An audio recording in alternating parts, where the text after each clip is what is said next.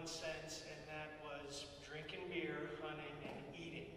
And those things were really great to do. We saw each other for about 2 to 3 times a year. And the first time that I met him, I realized that he was a really funny guy, and that he liked to have a good time, and that he really loved his family, especially his daughters.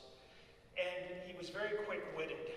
I still remember the first time I was up at Greg Simpson's cabin, probably 2000 or 1999, and somebody was talking about Gary, Indiana, and Mike was sitting in the back of the chair, and I just walked in, and there's an entryway in Greg's cabin, and I said, Gary, Indiana, that's where the Jackson 5 is from. I mean, that's cool. And this big guy gets out of the chair, and he's like, yeah, but we moved, Michael.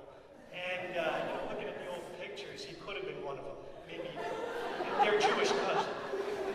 And I never hunted, never fished, never owned a gun. The first time I ever fired a handgun was with these guys up at the cabin.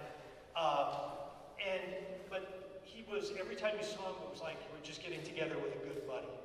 And my job up at the cabin was to bring booze and to bring, and I know Greg said don't go too blue, but to bring funny cards, very funny cards that had sort of different types of things on them. And Michael, being an artist, would, when we played poker, 5-card stud, 5-card draw, some of these cards were quite blue. And he'd look at them, and it'd be his turn to be, and he'd be like, this is performance art. I don't know how she does it. This is performance art.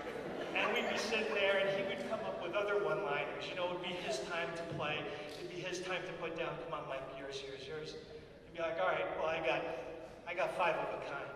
Well, there's no way you can have 5 of a kind. You can only have 4. It's like, yeah, but this has 2 midgets. So he was just really, really funny. And other times, he would be super serious because Mike and I were the only smokers at the cabin. And so after drinks and dinner and after cards, we'd go out on Greg's front porch and have some heaters with some more whiskey, and we just talk.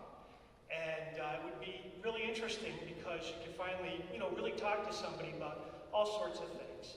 And one of them was how to be a good dad. He had kids, obviously. I have 3 kids. We're both divorced. We're both smokers. Could have been brothers, I guess. And and we would talk about how to be a good parent and how much you really wanted to give your kids everything, but you couldn't because you didn't want to spoil them or anything like that.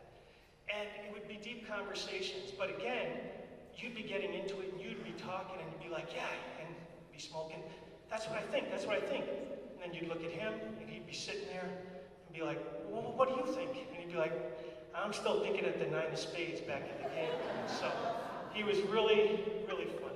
And every time I saw him, it was like getting together with a good buddy that you haven't seen in a long time. I'm not Jewish, but I hope I get this right. But Manishtana halal hase miko halailot. And why is tonight different than all others? Because we're saying goodbye to a very great man. Thank you.